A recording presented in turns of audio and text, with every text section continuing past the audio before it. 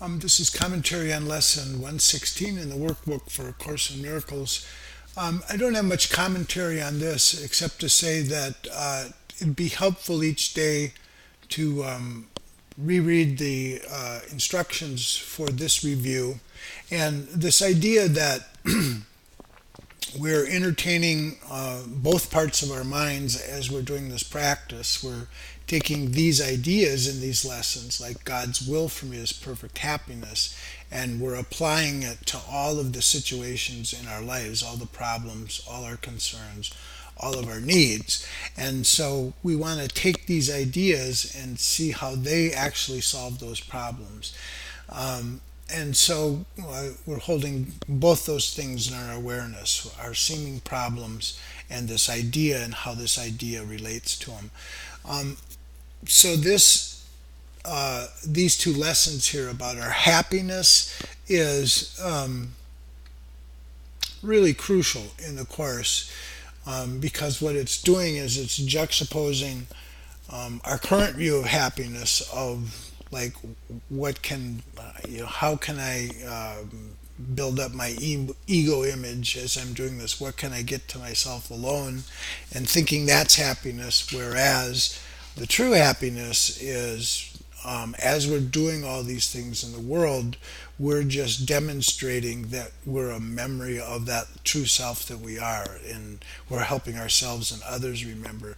And that's what real happiness is. And it's so key because as the Course teaches us about what is the ego and what is the Holy Spirit, it's getting us to recognize that the ego does bring us suffering, and that the Holy Spirit never brings us suffering, that the only response that comes from the Holy Spirit is happiness and joy. And then when we realize that, we'll be motivated to continually choose more and more to turn to the Holy Spirit as we're doing our works and, throughout the day, as we're acting through the day, recognizing that there's no contingencies to our joy and happiness, that it's always comes that what comes from the Holy Spirit is always happiness, and we can see clearly that the ego's happiness is tied to things that may or may not happen.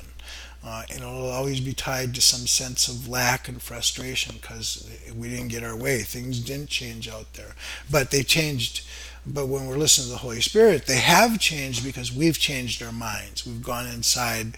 We have the memory of love and peace and joy. And so that's the criteria by which and the motivation by which we'll continually turn to the Holy Spirit or Jesus as our guide instead of the ego. Okay, so there's the longer practice periods, one in the morning, one in the evening, and then we take on the hour this idea, God's will for me is perfect happiness. Remind ourselves to that, relate it to specifically what's going on in our lives right there, right in that day, and then on the half hour, we recognize that we also share God's will for happiness, that is what we want, and recognizing that, then we'll be able to get it. We'll recognize that we're not in conflict with the Holy Spirit's goals and the directions and the guidance that He gives.